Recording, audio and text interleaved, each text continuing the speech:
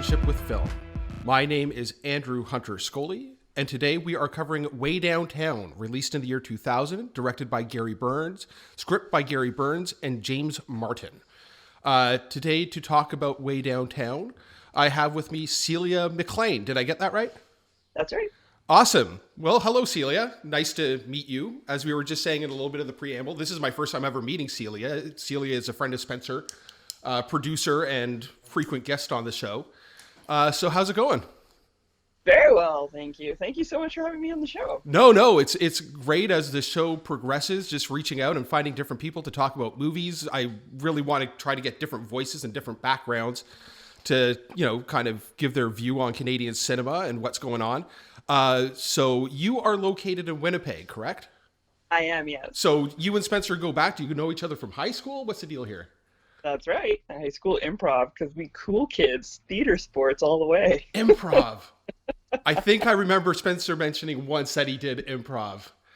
Maybe there's an improv themed Canadian film out there we could talk about at some point. So, tell people who may be listening, or even me, tell me about yourself. Who's Celia? I am an artistic hired gun in Winnipeg, so I do graphic design, photography, and illustration here as a freelancer. And I am a huge fan of cinema. That's pretty much how I spend most of my time. Okay, well, you are in good company then, because I'm pretty much exactly the same. So when we kind of reach out and kind of see who's willing to be on the show, who would be willing to talk about a movie of their selection, Spencer got back to me and said that you wanted to talk about Waydowntown. Now, I go back pretty much since its release with this movie. I mean, to rewatch it, I dug out my old DVD copy that I had kicking around. So this movie wasn't new to me at all, but I don't know. Why Waydowntown? Was that the movie that you picked? And just for the benefit of the people listening, why not give a brief synopsis as to what this movie is? Okay, so Waydowntown is about four 20-something colleagues from Calgary who have a bet going for 1 month's salary to see who can stay inside the longest. So whoever goes outside into the fresh air first loses, and it takes course over a lunch hour on their 24th day of being inside. Because Calgary, everything's connected through the tunnels. Theoretically, most people who live in the downtown core would never have to go outside. Yeah, technically it's called the Plus 15. And for people that don't know, yeah, it's sort of like these interconnected walkways that connect like downtown apartment buildings, offices, malls. I think at the time it was a total of 16 kilometers of pathways. And now it is 18. But it's kind of, for a city planning architectural sort of thing, kind of world famous. Gary Burns, who's an interesting dude, he's a native Calgarian, and he has this really big fascination. Most of his movies revolve around the suburbs of Calgary, which are just sprawling, and the sort of culture, and kind of similar to Guy Maddin, which you could draw maybe a few parallels. Like Gary Burns is kind of like the Calgary film director. He's kind of said that, he doesn't want to leave Calgary because it's sort of like his sort of pet project passion thing, of detailing Calgary and his passion with city planning. I mean, the only other movie I've seen of his, because his films are really hard to track down. I tried to track down a couple of the earlier ones. Couldn't find it anywhere on streaming. Any other maybe more improper sources to find, just can't find. The only other one, and I was amazed that I hadn't seen it, was his documentary Radiant City. Have you seen that one? No, I haven't. It's on Canopy. So with a library card for free, you can watch it. I really recommend it. He did that, I believe, in like about 2006, and it's a documentary following families. But yeah, it's really interesting, and it goes more into like the sort of sprawling. So you can really see that city planning is a really big sort of passion of Gary Burns, and kind of the sterile nature that as we progress as a civilization, we seem to constantly want to surround ourselves with. But where I'm kind of getting ahead of myself, or yourself, I did ask, why Waydowntown? Waydowntown was one of the first, I'd say, Canadian films that I came across where I was like, this is actually a good film anywhere. It's not just good for Canada. Because I think I was a bit of a snob when I was younger and really kind of poo-pooed a lot of Canadian film. And I have a lot of friends who were acting at the time too in the projects that they were doing. I was kind of like, really? Why would you sign up for that? But I went to NSI Film Festival every year as a teenager in high school, and Gary Burns was somebody that I met and listened to him do a lecture on film one year, and I was such a fangirl. I had just seen Waydowntown, and I just thought that he was so interesting, and what he had to say about film and his attitude, he was just like the Captain of Cool to me. So it's just one of those films that, I don't know, really resonated with me as a kid. And I hadn't seen it since probably early 2000s was the last time. And so I'm like, it might not hold up at all, like many of the movies I remember from my past. So yeah, it had been a while for me too. It's interesting. So you got to meet Gary Burns and see him speak. Just, do you remember anything? I could be completely misremembering this, or just like it's brutally paraphrasing what he was saying, but I remember one of the things that he brought up was, if you make your language or your film in a different language, then you bring so much more credibility to the film and to the acting especially. No one's going to notice if your actors are doing kind of a shittier job. Sorry, I'm not sure. Oh, no, you can fucking swear on the show. It's okay. Yeah. Perfect. Yeah.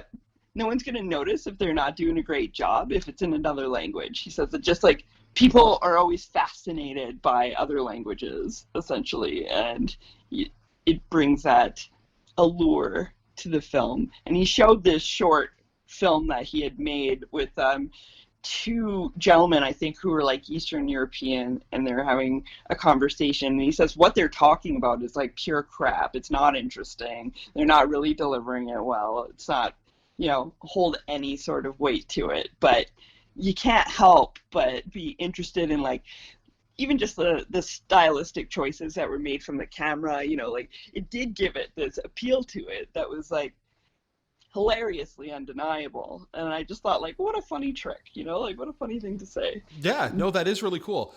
I don't know when the last time I saw it. Like I said, I have a DVD copy of it, so that long ago when I was still buying DVDs. So let's attack this from that approach, like coming back with fresh eyes as an adult, because the characters in this, and that's one thing that struck me after watching it for a long time, are really children. They're taking their first steps in the world. And when I first saw this movie, I was younger than the characters.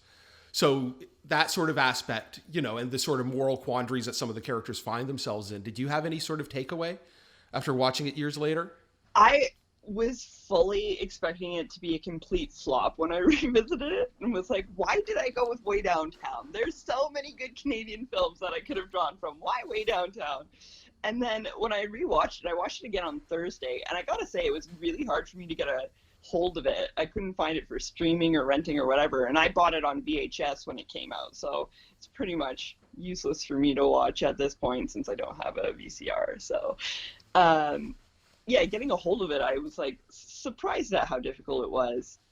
How did you get a hold of it? Just out of curiosity.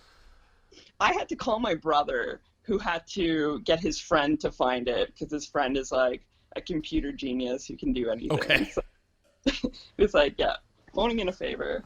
So yeah, when I did revisit the movie, I was mostly still happy with it. I was like, hey, this still holds weight. Like, this is a cohesive story. This isn't bad. I think a lot of the actors went to the Celia School of Overacting, but otherwise, it's like not too shabby. There is a real quality of it because it was shot digitally. And of course, this is very early on of digital technology. So it's one of those funny things that you wonder the sort of washed out aesthetic of the film, of that sort of early digital, how much of that is intentional or how much of that is just a default of the technology they were using. Like, even still, I don't know what it looked like when you watched. When I watched the DVD one, it's funny that you brought up VHS. The aspect ratio is like, the typical box. It's not widescreen at all. And again, I don't know if that was how it was originally seen. I've only ever seen it in that sort of format. So I'm kind of curious as to whether what I was watching was cropped at all, like they used to do for TV and even like home video releases. I just don't know because I've only ever watched my DVD. Like I came across this film. I referenced this book a little bit, and the more I bring it up, the more I realize how influential it was when I was living in Toronto, and I would have been in my early 20s. I guess around the same age as the characters, I guess, now that I think about it. I picked up a book called, it's the cheesiest sounding one, it's 101 Movies You've Never Seen, like one of those sort of books. And it was done by film critic Richard Krause. And he put in a lot of Canadian films in there. I think he had a thing with his publisher because I ran into him once and actually in the subway of all places. And I kind of started a small talk conversation with him. And he said that like in the book, like a third of the films had to be Canadian. Like that was the sort of one of the sort of conditions of the publisher. And so he said that, yeah, he really at first had to stretch, but found that he was digging up all these sort of interesting films. So my gateway to a lot of Canadian film that I've discovered over this was that book. And he does write about Waydowntown in it. And I've talked about this before on the show, but I was really spoiled growing up in Toronto because I had, you know, great video shops like Queen Street Video and Suspect Video in Bloor Village that I could literally on the way home from work hear about a movie. And as long as it was released, at some point, probably find a copy. So that was kind of my film school, you know, growing up in Toronto in the sort of mid-90s. Yeah, you talked about the sort of overacting, and that's the whole thing about the digital quality and the sort of shakiness of it. It was funny watching it with Spencer. He pointed out a couple of like weird reverse shots that kind of break the typical rules of cinema. Like, you know, characters on either side of the screen in mid-conversation all of a sudden switching. And that could it could have been intentional to add to the surreality and the staleness of the film. But there really is a sort of handheld DIY. Like, you could almost be excused for the most part thinking that it was just a bunch of friends that got together running around this mall sort of complex on their lunch break and making it themselves. And that's not to disparage the movie. I think it's actually quite charming. Yeah, I definitely agree with that. And I thought, because I was watching trailers and stuff, were pretty much the only thing I can grasp off the internet from places, and it looks so poor, the quality. Yeah. And I was like, oh, like, what am I getting myself into? Well, it almost makes it look like you're perpetually watching it through security cameras. Yeah, absolutely. You know, which with the environment, which I guess we should get into. I mean, yeah, as we said, downtown Calgary is connected by these sort of pathways and tunnels. And yeah, it's these four, I don't even know if you would really call them friends. I mean, four coworkers. They really seem to really not like each other. And as you said, we enter in 24 days in, so they've been doing this for a while. It's a really great concept, actually. You know, it's one of those ones that it's like, you're kind of surprised that there wasn't another movie before this that was like, friends just agreeing not to go outside, you know, one of those simple sort of bet things. And yeah, like I said with director Gary Burns, it really focuses on the sort of banality of office life and the sort of downtown construction of these interconnected pathways that it seems that they're perpetually living in a mall, you know, this sort of environment of consumerism. And I don't know about you. I mean, this is my take about how the movie ages. Like, you know, when I was younger, you know, of course, not that I'm not like this now, but, you know, you're kind of like, yeah, you know, like, screw the corporates. You know what I mean? Like, they're soulless, you know, and really digging into it. And I mean, I still agree with a lot of what the movie says. It can just be a little bit more on the nose. I just found myself a couple of scenes being a little bit more eye-rolly. I think a couple of things that could have been cut out are things like the main character, Tom, his ant farm. You know, that's a metaphor that seems a little too on the nose that you really didn't need in there. You already get it. Yeah, we're like ants in an ant farm. Got it. The characters in this movie. Just to really quickly break it down, we have the main character, Tom, who, for lack of a better term, is, I don't want to say the moral center of the film, but he's young and questioning his role in this sort of corporate structure. Let's see here. You have Sandra, who's probably my favorite character in the film. You get the sense that all of these people started at the job at the same time, and she's recently gotten promoted, that she's no longer running errands because it is very unclear what these people actually do for a job. Her job is now following around the boss of the company, who they say is probably like around 80.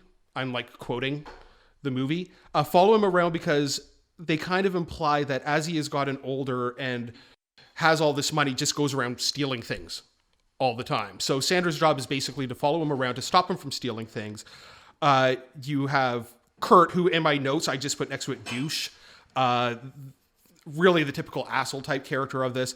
His main interactions are with Vicky, who is this nervous sort of girl that he's trying to sleep with, to quote unquote take the edge off of what's going on. Again, the politics here are kind of odd. So they say there's 4, but then there's also this guy Randy who's kind of off to the side, who's having interactions that I guess, like, he's one of the ones that ends up going outside, so I guess he's involved. So technically there's 5 of them, even though in the movie they say the 4 of them.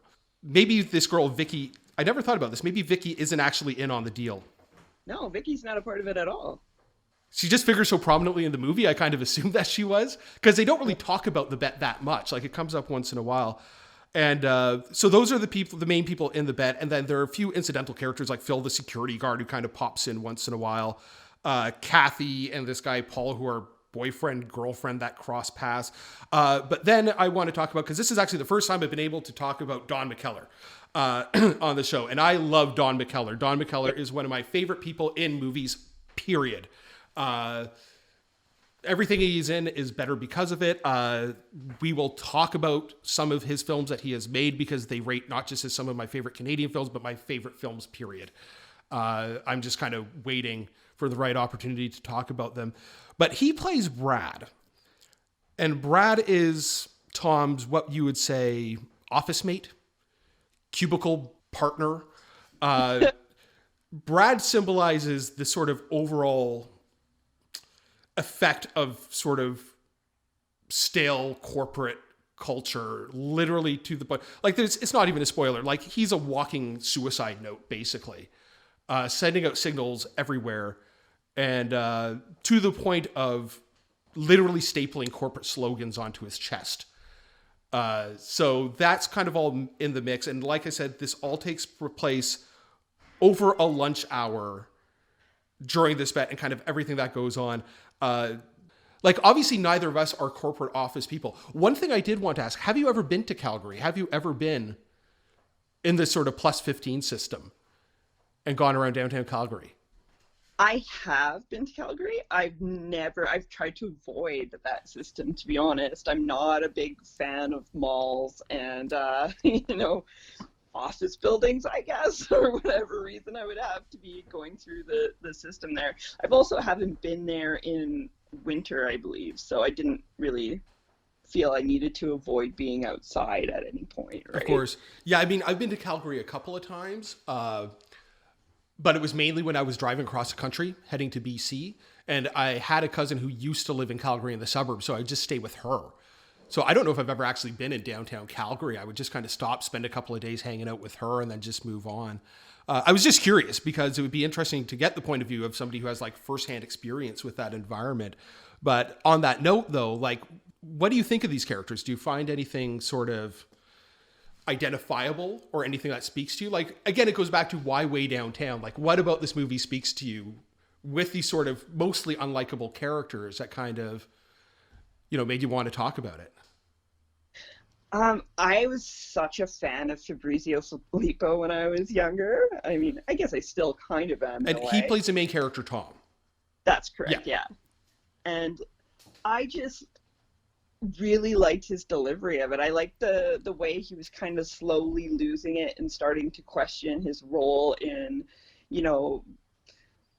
the world, essentially, and what he was contributing and what was happening around him, and, how things kind of felt a little bit pointless in a way, or that he was, kept referencing like the superhero and, swooping in and taking care of everything. And how does that actually work, as far as like the logistics of it, and who decided that these fairy tales were,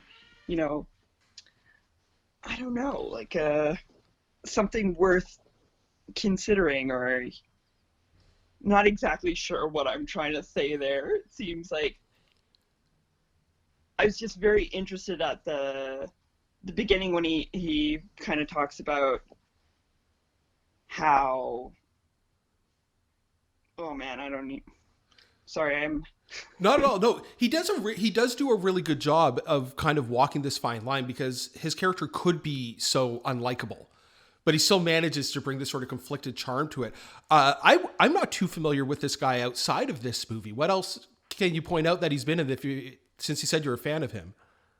Okay, so I don't know if you are or ever were a fan of the amazing television show Ready or Not, which is like this brutal Canadian show that I have was. remote memory of it. Like uh, I don't think I ever saw an episode, but he was on that. yeah, he played the older brother of one of the characters. It followed like these two girls and their kind of like coming of age, puberty story, and like figuring things out, and had like that really thick moral through line every episode where you're like, come on. Okay. It was pretty silly. But yeah, I just thought he was like the most beautiful person ever, and was like, oh my goodness, he's so cool. And he was on Queer as Folk for a while too, which I was a huge fan of. Okay. Yeah, so he did a lot of little things where I was like, okay, I'm watching. But Yeah, of course, doing research, you do the quick Wikipedia scan, of like what he's done, and he's done a lot of theater work and stuff. But to go back to what you were referring to with the sort of bookends of this film, I grew up, still am a comic nerd. So it's kind of an interesting bookend where he talks about how, and this is in reference to like how hermetically sealed the entire downtown core is, about how every superhero at one point in their career, it's interesting that he says in their career, will lift a city out of the ground and hold it hostage and, hold it up and, inevitably, the superhero will win and they'll set it back down. And he makes this comment about how he always found it curious how the infrastructure, the pipes, the wiring all just seem to go back into place. And, there's no real way of spoiling this film. It's an odd film. There is a plot, but there kind of isn't, because it just kind of takes place over the lunch break. But his brain over the lunch break, and you would assume over days, starts to degrade. He starts, openly in the film hallucinating. So at the end of the film, when there's what looks like to be a common sort of like just normal power outage, he seems absolutely convinced that the city has indeed been picked up and like taken into the sky. So it's an interesting bookend to the point of he even starts like seeing a superhero walking around the mall, and to the point that eventually starts interacting. Do you have a take on the superhero metaphor? Because that's kind of the one metaphor in the film that's kind of a little tougher to peg down. And I have my opinion, but I'm just curious about what you might think about that. yeah, interesting. I'm not a fan, honestly.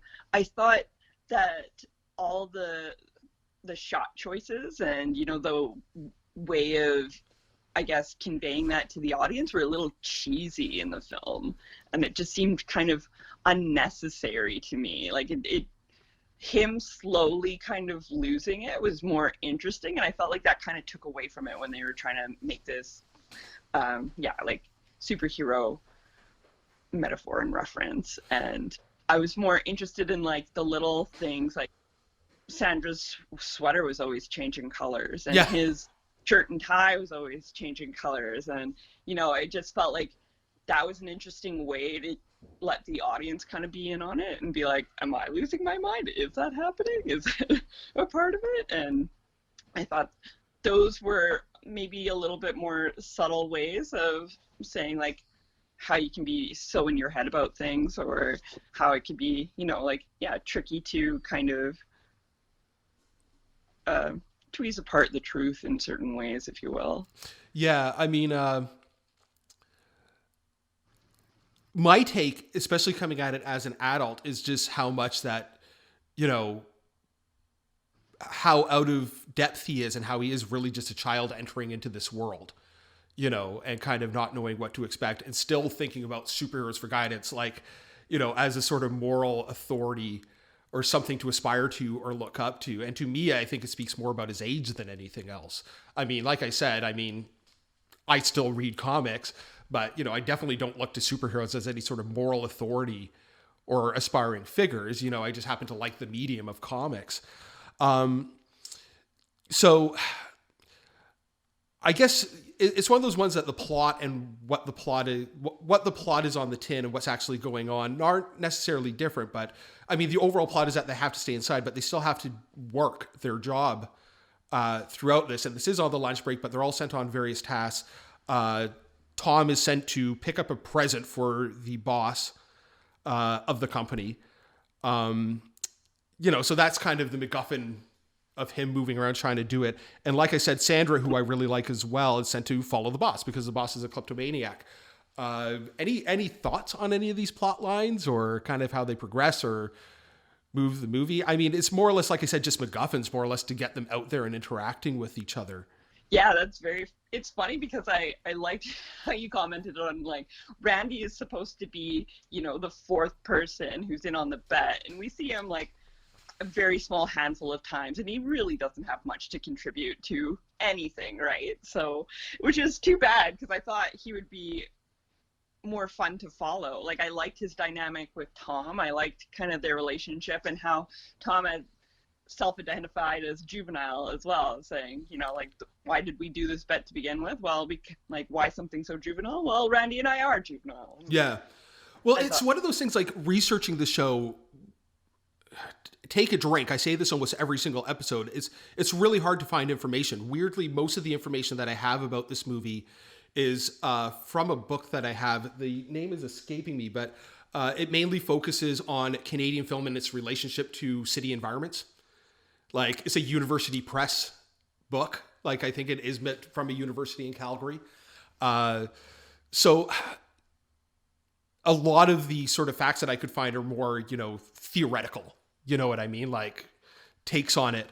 I'm really curious how much of this film ended up on the cutting room floor. Like, and that's one thing I couldn't find. How much did they actually shoot? Because I could see this being, again, I mean, the screenplay is attributed to Gary Burns and this gentleman, James Martin, but, how much of it was improvised? Like, how much is out there? Because it wouldn't surprise me if there was 4 or 5 hours of footage out there that got trimmed down to various plot lines. Because, it does also take place over their lunch break, which they say in the movie is an hour, but the movie's an hour and a half long. So I guess we're supposed to assume that a lot of these events are taking place concurrently as they're running around this setup. So that was just one thing I wanted to point out, that it's just like, there being very little information out there about the sort of, practical aspects of the shooting. Because when you talk about, like, the character of Randy, it just makes me wonder, or even the security guard or all this stuff that's going on between Kurt and Vicky, and there's even side characters, like, I don't have written down the name. I don't think it was even on the Wikipedia page, the receptionist who's kind of there. And she has a sort of fun relationship with this, I don't know what to say, just this awkward dude in the office, getting him set up to, like, work the phones. So again, it makes me wonder how much of it was out there with these characters. And I mean, it's just conjecture, right? Like, I literally have no idea, but I do get that sense, especially with the sort of DIY aspect of the movie, because it does look like they just literally dropped down in this, like, downtown mall and shot it, like, almost that the people in the background would be unaware that they're actually being extras, in it, because it's not a set. Like, they're actually filming. You could tell that they're filming in real stores. You couldn't build that sort of banality that mall represents. Yeah, for sure. Yeah. When I was doing my research and coming across some comments of Gary Burns, he does talk about corporate life as mental illness. Now, and again, it's really comes out with Brad, Don Mckellar's character, as being the sort of epitomization, because they may claim that he's 40 and been with the company for 20 years. So just, the erosion of a psyche going on. And Don Mckellar's great in the role. Really, I mean, a lot of people that I talk to about Waydowntown they refer to him as sadly I Am Bradley. Mm-hmm. And that is kind of one of the first things. And I mean, we might as well touch upon it. Reason why the movie is called Waydowntown is apparently there's this ongoing thing, no idea if it's real or not, of people committing suicide. This is a really dark movie. That's one thing that really, like, especially when you start talking about it, but, the theme of suicide really does run throughout the entire film. Taking a 2-liter pop bottle filled with marbles, throwing it through one of the high-rise windows to break it, and then jumping to their death, hence going way downtown. So going way downtown literally the title of this movie is a suicide term. Yeah. When I received the VHS copy of Waydowntown as a birthday present from one of my friends who is a foreign exchange student at my school at the time, and he gave me that with a bottle of marbles as like, Really? yeah, he gave me a little pop bottle full of marbles that said, "What's the difference between the 15 bus and a bottle of marbles?" And then he, and gave me the VHS copy, which I just like is one of my more precious gifts in life. I just thought it was a very well thought out, kind of clever connection that we had to the movie, and just going full out with it made me so happy. But yeah, that was like the joke or whatever. That's, they're trying to get to the point of it all with the marbles and with the sadness of it all, right? Like that. Well, that was my big takeaway. And with this movie, do you think it's kind of preaching to the choir? Or do you think that there is a universality, like something that it could say to anyone about corporate culture? Or do you think it's kind of made for people like us that don't have a corporate mindset that can easily sit back and just be like, yeah? I think that's interesting, because I think for, like, I don't know, I don't think you necessarily need to be a part of the corporate culture to understand those things. Like, they seem very kind of low-hanging fruit in a way. I don't feel that there is anything profound being said in the film, or even being explored through, the visual aspect of the film, So it was, to me, like, I don't know, if I really think about it, it all kind of fell a little bit short. Any of the metaphors or the commentary is just a little bit, I don't know, it felt easy, yeah, or if you will, but I still found it very charming. That's just it. Yeah, and I agree with you 100%. Like, watching it as an adult, it's like, as you said, low-hanging fruit, I think, is the best way to put it. It's easy to point a finger at corporate culture. I mean, the things that I find more interesting about the film are the sort of commentary that go with Gary Byrne's passion of city planning and the environments that we make for ourselves, and are they healthy, and less pointing at corporate culture and more like, how do we build our cities, and what would it psychologically do to you to constantly be in this place where you're basically 24 hours a day in a mall. I mean, one thing that Spencer and I talked about while watching the movie is, they have this bet that they're not going to go outside, but they do mention that they all live in apartment buildings that are connected to that. So they might not ever go outside anyways. This whole thing about them struggling, and the only one who really seems to be struggling with it, I mean, Tom seems to be a little bit, but you kind of wonder psychologically how much of that is him just struggling with his job as well. But is the Sandra character, who's obsessed with like the sort of recycled air, of the building, that they keep dropping, like, oh, all this air is recycled. Are you getting headaches? And she gradually works herself up. And I can't see this helping at all, but getting magazines, I don't even know if they still have them, perfume samples, and like crunching it up and breathing it. And I have no idea how that would help with the stale air smell. Her struggling with that. But yeah, I mean, not to repeat myself, but that's what I find more interesting. And knowing that this is a theme that kind of runs through his films, because I'm kind of an amateur city planning nerd. Like, I never went to school for it, but it is something I'm very, very interested in, especially in places like Halifax. Like, I hate living in suburbs. I'd rather pay the more money to live downtown, just because I like having more character. I grew up in the suburbs. I couldn't get out fast enough. So these themes of his are very interesting. It kind of surprises me that I hadn't sought out more of his films before sitting down to do this research. And again, unfortunately, not a lot out there.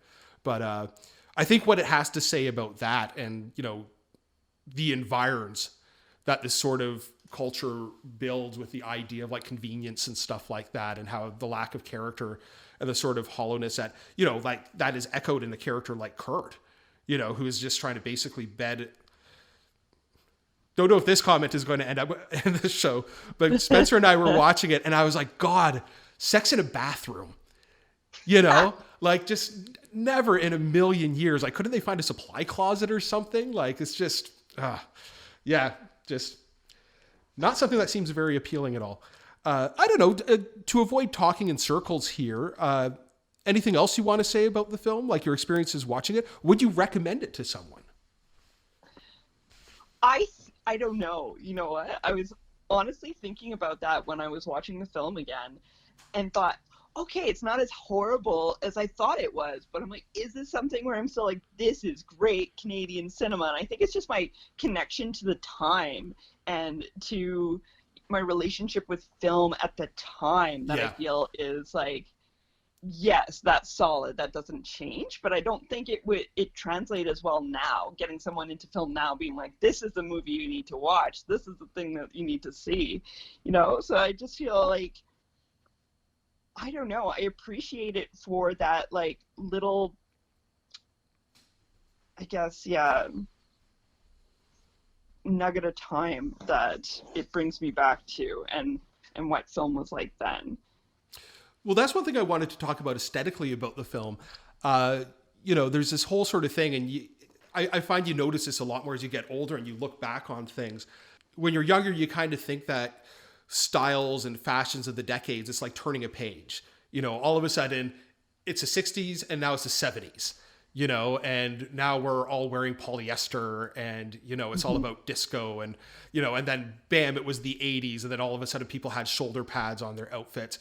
And how there's this weird sort of middle ground that kind of exists for a few years of almost cultural sort of style and aesthetic uncertainty that kind of exists between you get these sort of what in history is more of a sea change of culture and what it looks like. And this movie is so stuck between like the 90s and the 2000s. You know what I mean? Like it is this perfect like little middle point of what people are wearing, sort of the aesthetic of the film, even like of the very, very early digital.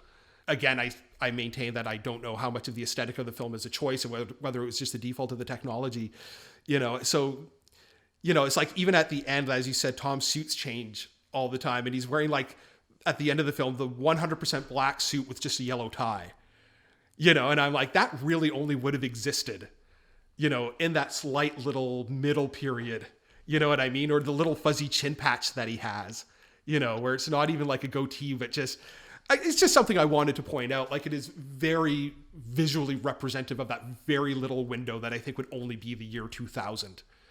So I think it's kind of, with me having a design background, I kind of find it interesting in that way when you can get those little, because I think this movie would have looked way different if it had come out like 2 years before or 2 years after, whether it would be the technology that would have been used to film it, but also just what the people would be wearing. Because you do almost get a sense that they're just wearing what they brought from home. Like it does have that look to it. So anyways, just watching it this time, that was something else I wanted to touch base on about the look of it.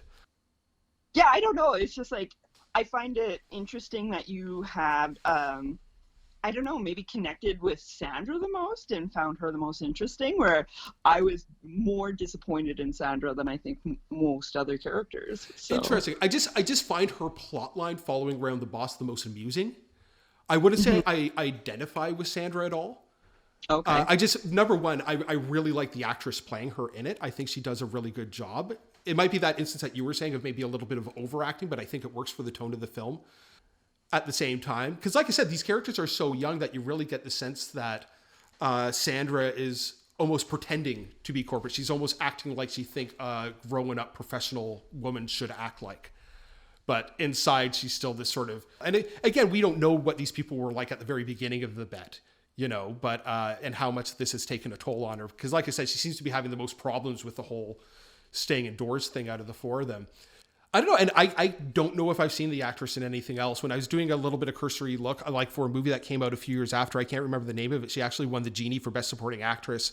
So I think I'm going to try to track that one down and see if I can find it anywhere. But yeah, like I said, it's not that I necessarily identify with her, but I just find her a really, watchable actor.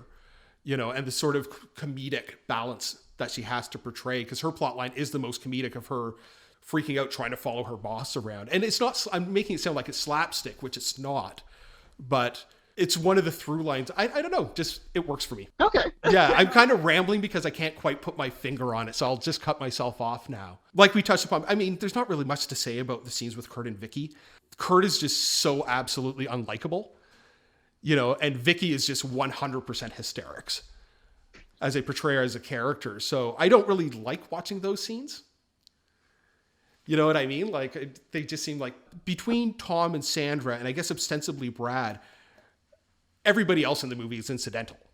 You could easily take them out and put another character in there, a different character type, a different actor, and it really wouldn't change the movie that much. Like, you could cut Kurt and Sandra out of this movie 100%, and the overall point of the movie wouldn't be different at all. Yeah, that's it's pretty true. I guess I was disappointed that like most of the female characters within the film they're portrayed like very manic or like in a hysterical fashion. Yeah. Like Vicky can't keep herself together. She's fallen apart in a way, and she's not even a part of the bet. You know, she's just happens to be working there, having a hard time with her fiance or whatever. And, you know, she just like, I feel like there was some wire in her ear and her notes on acting were like, could you do it where you look more like you are going to peel your skin off and, you know, like jet your eyes around more and, you know, like almost act like a crackhead essentially, or just like can't get your shit together and you're, you know, speaking faster or making very sudden changes in your facial expressions. And I was like, what are your choices? Why is this happening? Are you being told to do this? Are you just like thinking this is going to make your character, you know, come through more? It was just disappointing to me. And Sandra, I just kind of felt like that too, where she was, I don't know, I was rooting for her to be the more together of them all, you know, the more responsible one, the more, you know, like almost an A-type personality that had like this perfectionist mindset. And the fact that she could be so easily dissuaded by like a couple of comments from Tom being like, don't get in my head, and have that like really just make her completely fall apart, that she wasn't even good at following the boss around and making sure he wasn't stealing. Like, she was so bad at that. And then like Tom, who kind of was portrayed more as like the juvenile one and the one who, you know, didn't care about anything and couldn't get anything right essentially because he just like didn't give a shit, was the one who was, you know, tracking him down and calling her and letting her know who he is and getting the stuff that he stole back. And, you know, yeah, you're absolutely right there, 100%.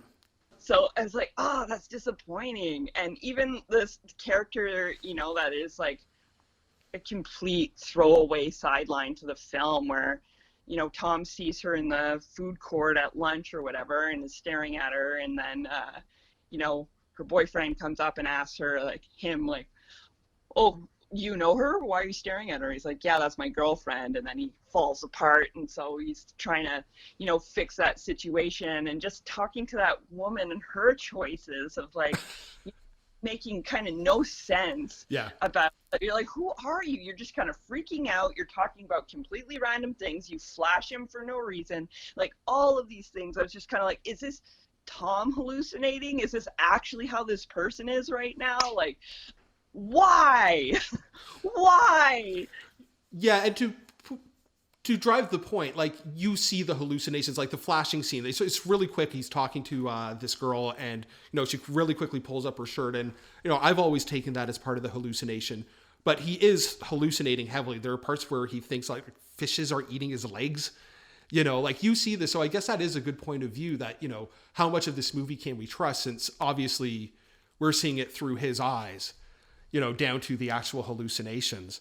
Anyways, I mean, even though, as you said, you might not recommend it to somebody, it's really interesting to revisit, you know, and really interesting kind of to get this sort of era of, you know, Canadian cinema under the belt, because, you know, I think by nature of, well, obviously where it's shot, and so the sort of DIY aspect of it does kind of speak to its Canadianness in the way. Did you want to chime in on anything, Spencer, about the movie? I would recommend it, having just seen it this morning. Yeah? Yeah, I was impressed enough that I'd be like, yeah, you should see this if you haven't.